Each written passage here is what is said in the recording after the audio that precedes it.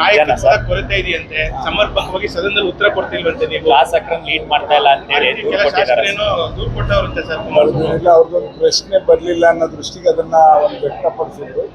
ಅದರಿಂದ ಅದೆಲ್ಲ ಸರಿ ಮಾಡಿಕೊಂಡು ಎಲ್ಲರೂ ಕೂಡ ಅವರೆಲ್ಲ ಮದುವೆಗೆ ಹೋಗೋದಿತ್ತು, ಹಾಗಾಗಿ ಒಂದು ಪ್ರಶ್ನೆ ಕೊಟ್ಟಿದ್ರು, ಅದು ಅವರು ಬರ್ಕೊಟ್ಟಿಲ್ಲ ಅಂತ ಸ್ಪೀಕರ್ ಅದನ್ನು ಅಲೌ ಮಾಡಲಿಲ್ಲ.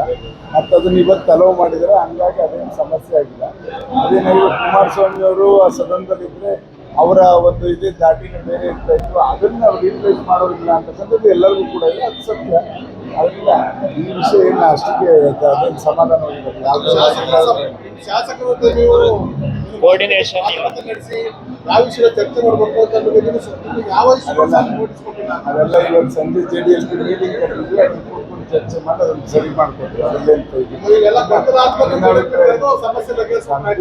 ಮಕ್ಕಳೇ ಕರೆದಿದ್ವಿ, ಅವಾಗ ಮಕ್ಕಳು ಬರೋರು ಬೇಗ ಅಧಿವೇಶನ ಆಗೋಷ್ಟು ಮುಗಿಸ್ಕೊಳ್ಳಿ. ಹಾಗಾಗಿ ಆ ಥರ ಸಮಸ್ಯೆ ಆಗಿತ್ತು. ಇವತ್ತೆಲ್ಲ ಸರಿ ಹೋಗ್ತದೆ.